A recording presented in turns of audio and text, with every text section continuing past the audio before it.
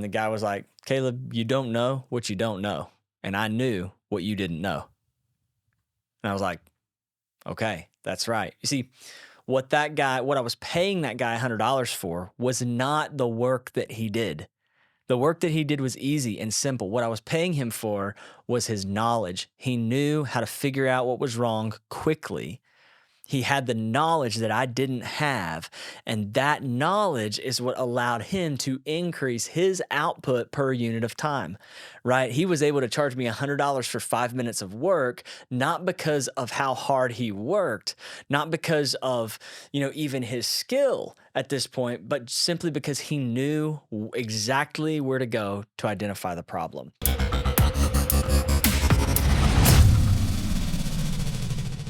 Hey everybody, welcome to Own the Exit. I am your co-host Caleb, and I'm here solo in the studio today, and I have been ruminating and thinking about some things that I wanted to share with you, our listener, in part of the Own the Exit community, and I really believe we've got a really great episode for you today that's going to add a lot of value. Okay, so as a listener of Own the Exit, then chances are you have a desire for time freedom.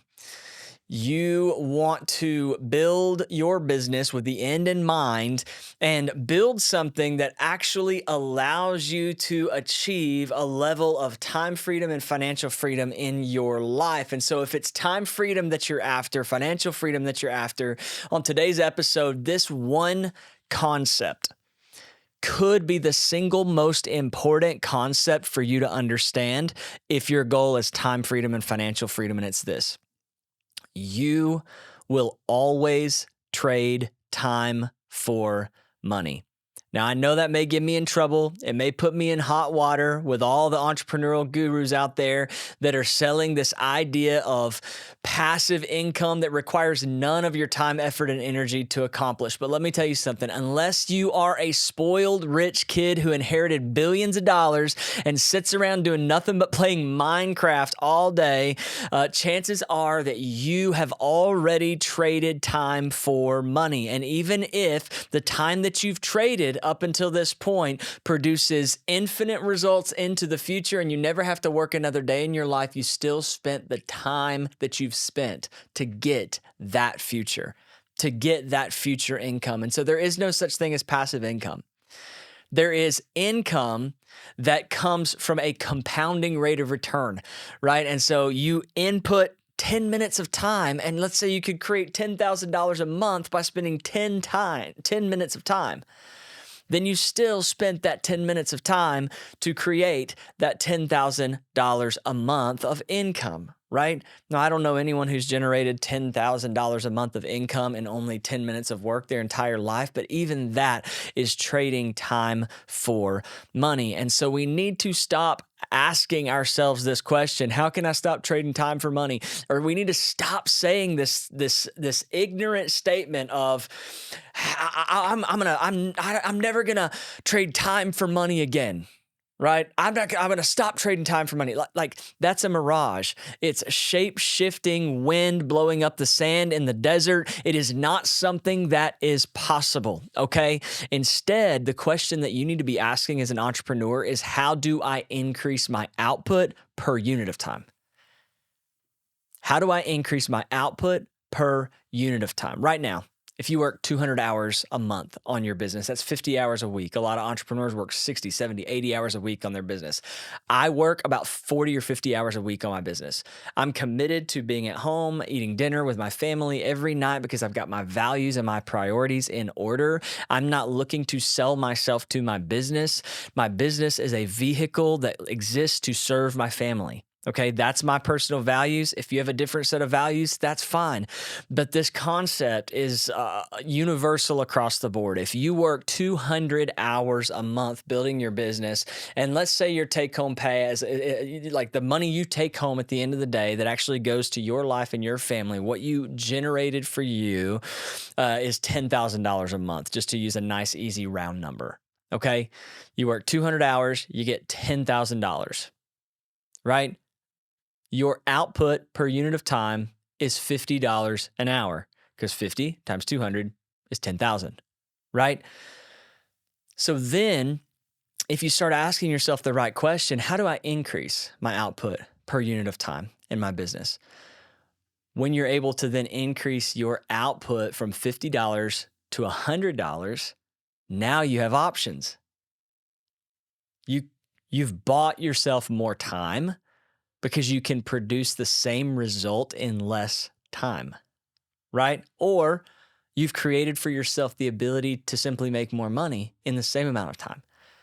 I can work the same 200 hours a month, but if I can generate $100 in bottom line hit my bank account money, then suddenly I go from making 10,000 to 20,000 a month.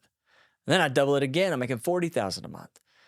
Right? So increasing your output per unit of time is the single most powerful thing that you can focus on. It's the single most important concept for you to understand if your desire is time freedom and financial freedom. And so what I want to finish the rest of the episode talking about is there's only 3 ways. It's so simple. There's only 3 ways that you can increase your output per unit of time. And I want you to stick around to the end of the episode and listen all the way through, because the third way is the only one that is going to get you the full freedom that you desire in life. Okay? So, what are the 3 ways that you can increase your output per unit of time? Number 1 is knowledge. All right? You increase your knowledge. What knowledge does is it condenses the amount of time that it takes you to figure out what needs to be done. All right, I'll give you this example. When I used to work in real estate, vacation, condo, and timeshare sales, I would work in the mornings and I would leave and I would go run my business for 6 or 7 hours in the afternoon. Right, and one day I go out of the office. I'd actually made a sale that day. It was really great. I go to get in my car. It was at the time it was an '07 Chrysler Sebring. I go to shift the gear knob and the gear shifter won't move. Like the automatic gear shifter won't move out of place. And I'm like, what in the world is going on here? And so I'm going back in, I'm getting on my computer, I'm looking up like why this won't work, all this stuff. I spent like an hour or 2 trying to figure out why my gear shifter wouldn't move, until finally I ended up just calling a tow truck and having the car hauled to the nearest auto shop. Drop it off. The guy says, I'll get it in a few minutes. So I get a buddy to drive me home. I'm literally on the way home. The car hasn't been at the shop for 10, 15 minutes maybe. The guy calls me on my cell phone and he says, hey, I got your car fixed. You can come back and get it. And I was like, what in the world? So I go back and I asked him, I was like, what was wrong? He's like, oh, it's super common in these cars. There's a little plastic piece that can sometimes get bent down slightly and it blocks the gear shifter from being able to move. So I just popped the console off and bent that plastic piece back.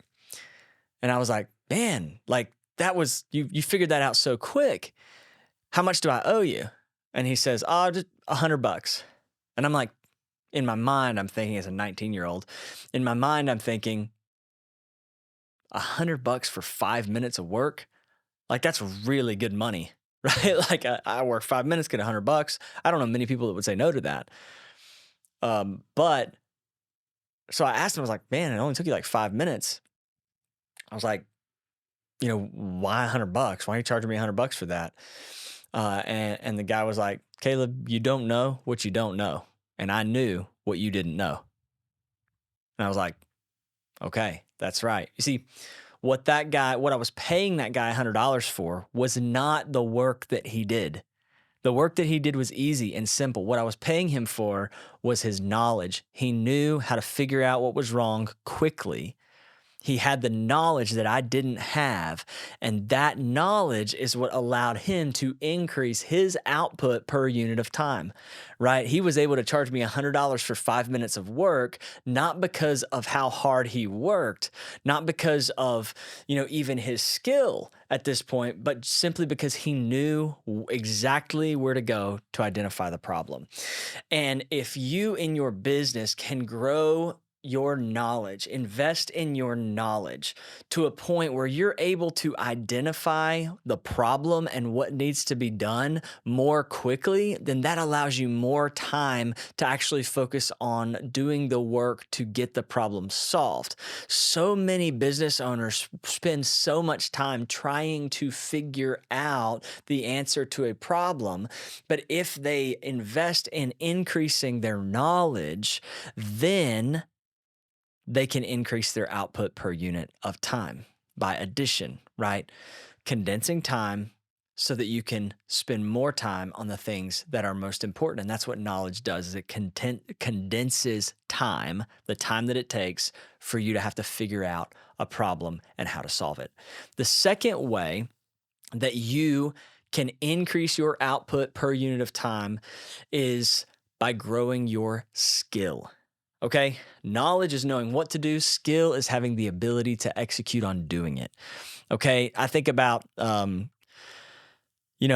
burger flipper, right? They work at McDonald's. They work 40 hours a week. They're sweaty. They're, moving around constantly. They're running around. They're doing manual labor. They're grabbing, 50-pound bags of meat out of the walk-in freezer. They're doing all of this. Like it's hard work, right? They're working harder. Or I think of a factory worker who's, like I picture Rocky Balboa, right? Hauling, half cow carcasses on his shoulder, in a meat locker, right? Like, and making minimum wage, right? Because although that's hard work, it's not skilled labor. It's not skilled work. Anyone can do it, right? And so, but when I think about a surgeon works and expends a lot less physical energy, probably, maybe a lot more mental energy, but a lot less physical energy, but they're highly skilled at what they do. They're precise. They've got skill. And because of that, they can charge tens of thousands or hundreds of thousands of dollars to do an 8-hour surgery. Right. And so when you think of that concept, you think of, okay, I can increase knowledge, but I also have to increase skill to execute. Because I promise you right now, available to me on Google, I can go and I can search how to perform open heart surgery. And I could probably learn in a few hours, 8 hours, 10 hours, 16 hours, however long, how to explain to you exactly every step of what happens when performing open heart surgery. But just because I have that knowledge doesn't mean that you're going to trust me to cut you open and work on your heart, right? There's an expectation of skill, of expertise, of the ability to tactically and precisely execute. And so if you want to increase your output per unit of time, then you need to increase your skill, your ability to actually execute on things, not just ideate and consign, but actually execute, take action on in a precise manner and exhibit skill, right? Enhance your skill. And this is going to add to your output per unit of time. You can make more money per hour in your business if you become more skilled at what you do. Okay. The third one is the game changer. Number 3, I would say this is the single most important thing that you can focus on to increase your output per unit of time, and it's leverage. So you got knowledge. Knowledge adds to your output per unit of time. Maybe it takes you from $50 to $100 an hour. Skill adds to your output per unit of time. Maybe it takes you from $100 an hour to $200 an hour. Leverage multiplies your output per unit of time. Maybe it takes you from $200 an hour to $20,000 an hour. It's actually possible. And here's what I mean by leverage. Leverage is this concept, and Alex Hormozy explains out this concept really well.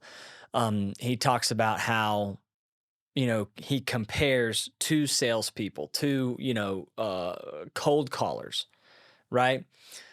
You got two people, they're cold calling, right? Who is going to get the most output? They're the same skill, all that kind of stuff. Who's going to get the most output? The person who makes the most calls, right?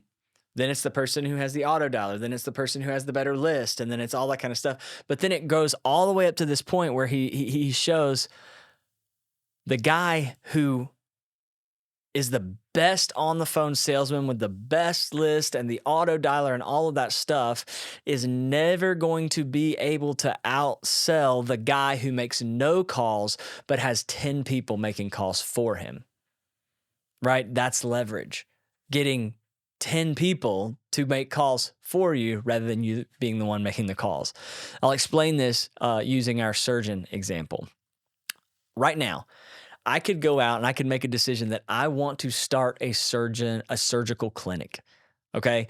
I want to, as an entrepreneur, start from the ground up a surgical clinic. And what I'm going to do is I'm going to go out and I'm going to recruit and hire the top 10 surgeons in my city. And I'm going to offer them great benefits and great money and all this kind of stuff. And they're going to do all the surgeries. I'm just going to build the infrastructure where they're doing the surgeries. And guess what? I'll make more money than any one of those surgeons will make. And I won't ever have to perform a single surgery. That's called leverage. It's the ability to build an infrastructure where you are giving your time to getting other people or processes or systems in place so that you ultimately can infinitely increase your output per unit of time, right? We've done this in our investment firm. We work with retail investors to invest in apartment complexes that we and our vertically integrated team manage.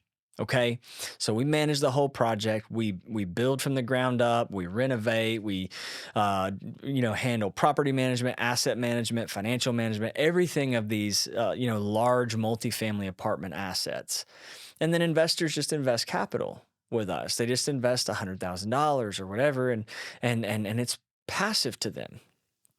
But what I've realized is that raising capital, which is a big part of my job, it's working with the investors, presenting the opportunity, meeting new people, networking, all that kind of stuff. We ultimately launched a fund platform where we have multiple other individuals who are networking, who are out there, sharing the message, presenting the opportunity. And now I spend more of my time investing into and coaching those guys to ensure their success.